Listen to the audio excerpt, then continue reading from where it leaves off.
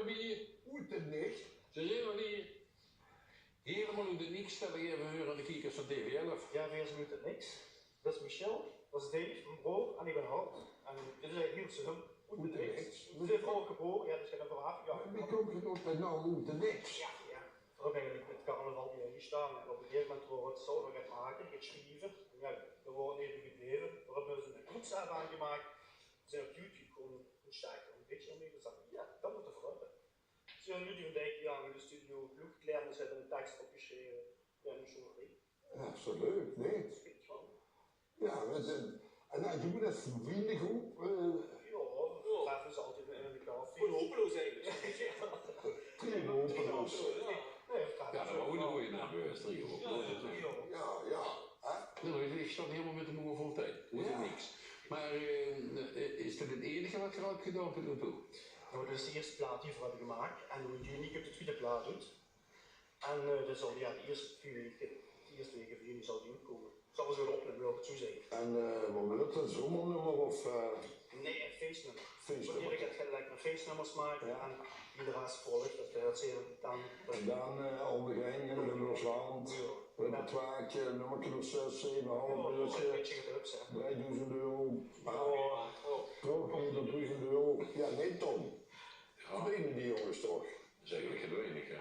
Ja, vind ze. Maken er veel van. Ja, dat heb ik ook hebben. Oh ja, dat is die veel.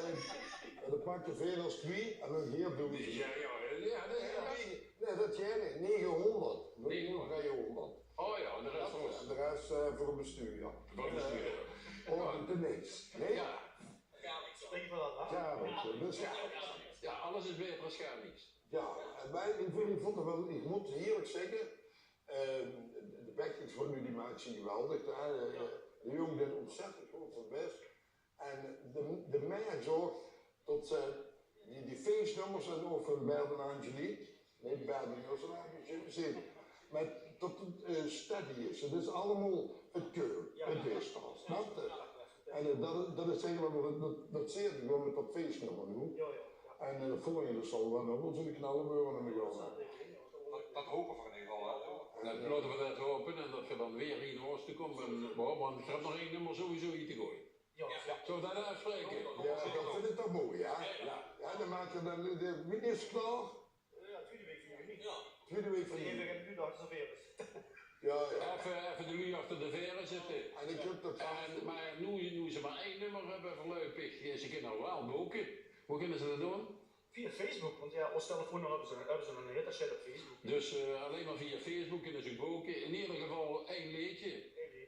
En dat is eigenlijk ook meer een sap, en dan is weer de nieuwe zaterdag. Dan willen ze moeten verdroken worden, dat zou ik zeggen.